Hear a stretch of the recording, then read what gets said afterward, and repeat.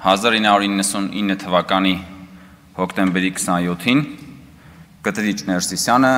ընտրվեց ամենայն հայոց կաթողիկոս։ Պատմում են, որ այդ պահի, երբ որ ահաբեկչությունն արդեն տեղի էր ունեցել,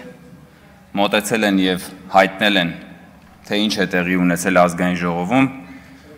եւ Կտրիչ Ներսիսյանը ասել է սուս մնացեք, հանկարծ ոչինչ չասեք։ Եվ այդ պահից սկսած, հոկտեմբերի 27-ի արյան վրա ձևավորվեց մի սրբազան դաշինք Կտրիչ Ներսիսյանի եւ Հայաստանը բորենու պես մասնատող արյուն ռուշտ իշխանության միջև։ Եվ այդ դաշինքը շատ հանգիստ եւ ծաղկուն կերպով գոյություն ունեցավ։ 2008 թվականի մարտի 1-ին Երևանի կենտրոնում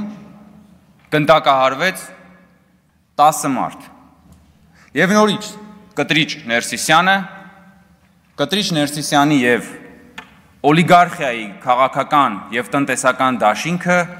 մազաչափ անգամ չերերաց։ Եվ Կտրիչ Ներսիսյանը հայ ժողովրդին որևէ կերպ չմխիթարեց ահաբեկչության հերթական ակտից հետո։ Որովհետև այդ սրբազան դաշինքը շատ ամուր էր ու հիմնված էր փողի վրա, ընդհանուր մեղքի վրա, պետության եւ ժողովրդի հանդեպ ընդհանուր մեղքի վրա։ 2020 թվականի նոյեմբերի 9-ից հետո, երբ որ նույն արյունարբու հանցագործները հերթական ահաբեկչական ակտն էին ձեռնարկում պետության դեմ, Կտրիչ Ներսիսյանը կրկին ու սուսի տված նույն խմբակի հետ պահանջում էր Հայաստանի Հանրապետության ընտրված վարչապետի հրաժարականը եւ սրբազան դաշինքը հերթական անգամ փորձում էր ռմբակոծել պետության հիմքերը։ Այս 3 շրջադարձային կետերում 1999 թվականի հոկտեմբերի 27, 2008 թվականի մարտի 1, 2020 թվականի նոյեմբերի 9 վճռական հանգամանքներն էր, որ Կտրիչ Ներսիսյանի եւ որոշ բարձրաստիճան հոգեվորականների եւ օլիգարխիայի միջև կար մի սրբապիղծ ամուսնություն։ Եվ այդ սրբապիղծ ամուսնության այլանդակ հետևանքը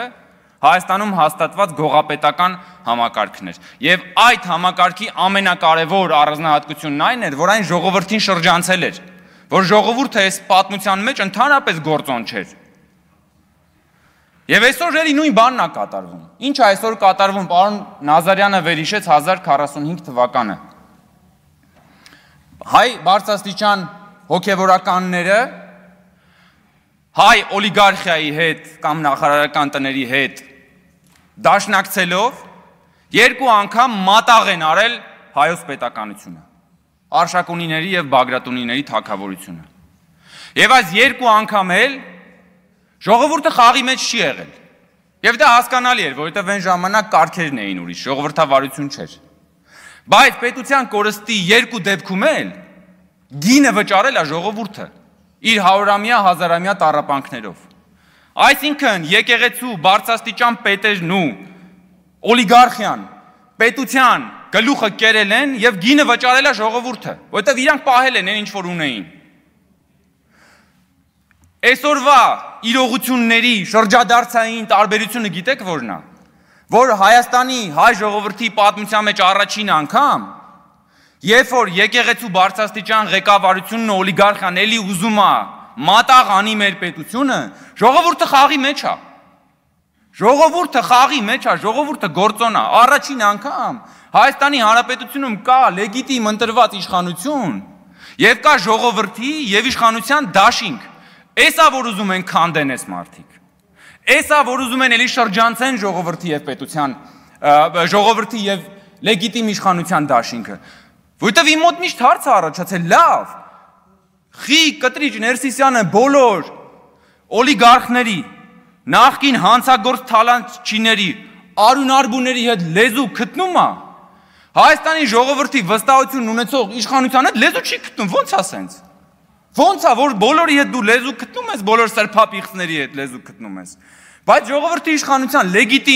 իշխանության լեգիտիմ վարչապետի հետ դու լեզու չես գտնում։ Ուրեմն խնդրեմը ժողովրդի հետ է։ Խնդրեմը ժողովրդավարության հետ է, որովհետև ամեն անգամ, երբ որ եկեղեցու պետերը գնացել են օլիգարխիայի հետ մատաղ են արել այս պետությունը, շրջանցել են ժողովրդին ու հետո հաշիվը փակել է ժողովուրդը իր հազարամյա տառապանքներով, այսօր ուզում են նույն բանն անեն։ Ու այս ամբողջ պատմությունը սա է։ Ամբողջ պատմությունը սա է ու ամեն անգամ փորձ է արվում ջարդել ժողովրդի եւ իշխանության միջև գոյություն ունեցող դաշինքը։ Ամեն անգամ։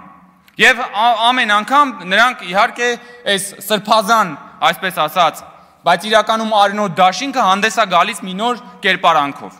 Եվ այսօր Կտրիչ Ներսիսյանի վեղարը նման է մի մարտագլխիկի, որի տակ հավաքվել են բոլոր ինչքան հանցագործ ասես, օլիգարխներ, նախկին թալանչիներ, դուրսպրծուկներ, սրբապիղծներ եւ ընտրապիղծներ, հիմնադիր ընտրապիղծներ, բոլորը հավաքվել են այս վեղարի տակ որպես մարտագլխիկ, եւ այդ մարտագլխիկով ուզում են կրակել պետության վրա։ Եվ երեք այդ մարտագլխիկի տակ սահուն կերպով հայտնվեց նաեւ բանը, Հեծի սեփականատեր Սամվել Կարապետյանը, որին այսօր Գառնիկ Դանելյանը մի մեծ խանդաղատանքով էր վերաբերվում, ասում է ես նրան չեմ ճանաչում, բայց ոնց որ թե հմայված էր Գառնիկ Դանելյանը միջև իր վերջին բջիջները բանով, այդ բարերարով։ Բա որ ժամանակին ձեր իշխանության ժամանակ գործարար բարերարներին ունեզրկում էին, խլում էին այդ մարդկանցից իրանց ունեցվածքը, իրանց քաղաքական գործունեության համար, բա ուր էիր, խեր պապանձվել։ Դու ու քո շեֆերը, բա ուր, բա խի չեք խոսում դրա մասին։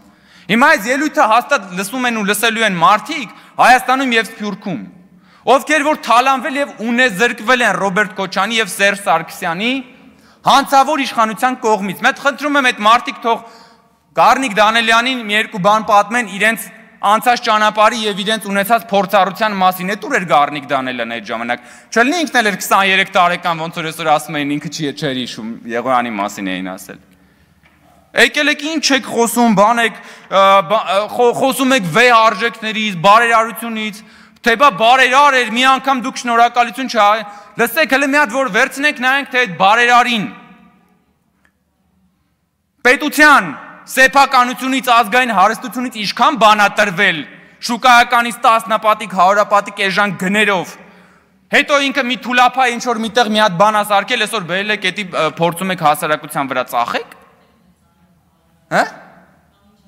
Կամ խի եք բարերարության հույսին մնացել։ Այսինքն դուք ժողովրդին բան եք անում, ժողովրդին հարստահարում եք, կանգնեցնում եք աղքատության շեմին եւ հետո սկսում եք բարերարությամբ այդ ժողովրդին պահել այդ բան համակարգի մեջ, հա? Անընդհատ ձեր ձեռքին նայողի մուրացիկի կարգավիճակում եք ուզել պահել։ Ու այսօր ժողովուրդը ինքը բնականաբար որպես ինքնիշխան քաղաքացի ինքնա տերը այս երկրի եւ ինքնա տերը ժողովրդավարության։ Եկել է եւ Հայաստանի էլեկտրական ցանցերի մասին ասում եք, հա, բանը ինքը հանդես եկավ եկեղեցու աջակցությամբ եւ միանգամից սկսեցի քաղաքական հետապնդումներ, ոչ։ Ամիսներ առաջ ենք ազգային ժողովում հրապարակային հանրային քննարկումներ անցկացրել Հայաստանի էլեկտրական ցանցերի խայտարակ գործունեության վերաբերյալ, խայտարակ։ Բայց չեք տեսել, այն ժամանակ էլ ես հիշում եմ, որ մի երկու հոգի ճամարտակում էին, որ քաղաքացիական պայմանագիր խմբակցությունը հրահանգ է ստացել հեծի դեմ չգիտեմ ինչ անել։ Հանրային քննարկում ենք կազմակերպել, ուզում ենք հասկանայինք հեծը խի է մարդկանց հոսանքն այդքան անջատում։ Ինչ կապ ունի դա եկեղեցու հետ։ Ասենք որ բանը հոսանքի տատանումներից մարդկանց գույքը փչանում է, դա ինչ կապ ունի Կտրիչ Ներսիսյանի հետ։ Մի հատ ինձ կարաք բացատրեք։ Եկել Տիկին Խամանն ասում է, եկել եք ստե սրա նրա բանը, կուսության հարցն եք քննարկում։ Դուք եք սրա նրա կուսության հարցը քննարկում։ Նախ սրա նրա չի, ձեր վեհապարի մասին է խոսքը, սա մեկ։ Եվ երկրորդը կուսության չէ, կուսակրոնության, դրանք ռադիկալ տարբեր հասկացություններ են։ Կուսակրոնությունը դա մի հասկացություն է, որը պարտադիր պայման է կաթողիկոս ընտրվելու համար։ Հա?